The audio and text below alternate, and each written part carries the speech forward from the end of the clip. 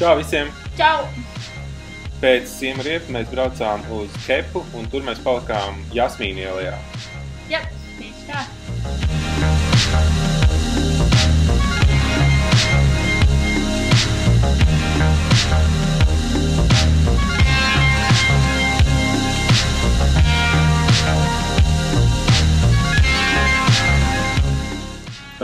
Vecāki domāja, ka mēs dzīvosim džungļos. Tāda neliela džungļa arī ir, man liekas, ko redzēt.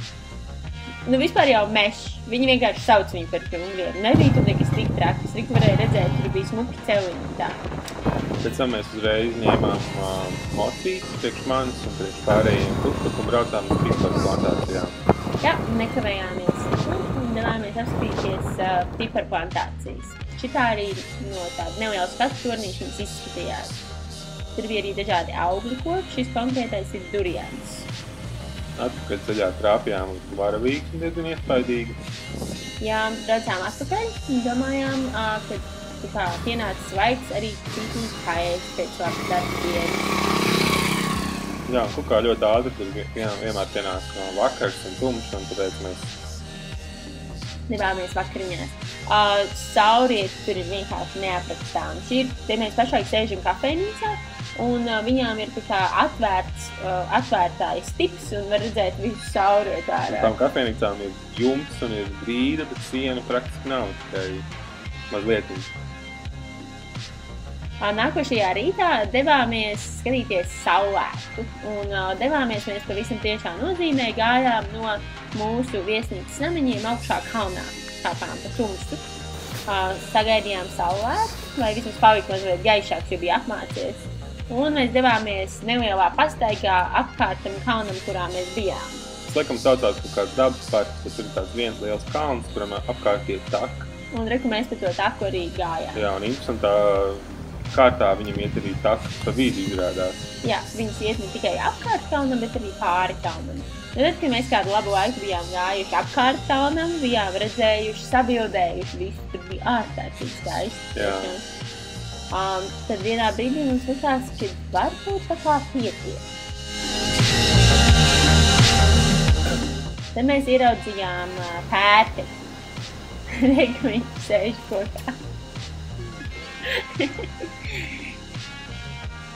Vienā brīdī māma paziņoja, ka ko tad mēs te iesim apkārt tam kalnam, varbūt labāk iesim viņam apakaļ pāri, tieši pāri kalnam, atpakaļ uz mūsu viesnīcu. Nu, tā arī mēs darījām. Piedzīvojumi garas ņēma virsroku un nolēmām arī papētīt citas tuvējās stacijas, teiksim tā. Tā veidā, lai mēs pāriet pāri pa īsāko ceļu atpakaļ tieši uz mūsu namiņiem, kur mēs dzīvojam, mēs izdomājām, ka mēs tomēr iesim uz pašu kalnu virsot un nogriezāmies prom no īsākā ceļa. Jo tur būs interesantāk. Jā, un līdz ar to arī mēs tikām pie ļoti interesanti pārgājieni. Līdz mums bija tieši tik daudz ūdens, lai no rīta nofotografētu saulēktu un tas arī viss. Bet jāsaka godīgi, ka tas bija to vērts, jo tur tiešām arī bija ļoti skaisti. Jā. Tas bija to vērts. Bija karsts un bija grūti, bet bija forši.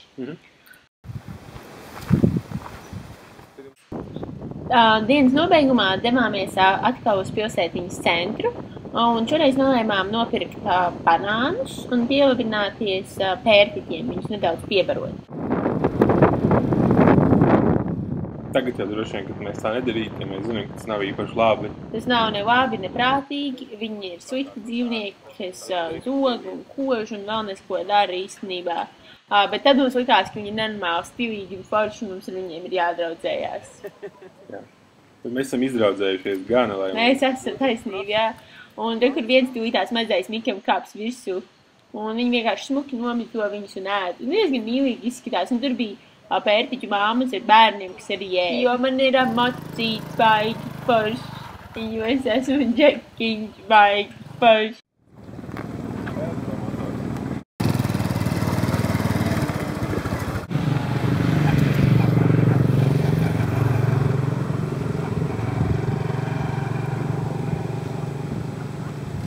Kur man jāliek horizonts? Tad, kad es noskaidroju, kur tas horizonts īsti ir jāliek, Tad mēs pamanījām, ka var redzēt lidojošās zivis. Viņas te pavisam drīz arī būs, ko tas nozīmē, ka viņas lec ārpus ūdens.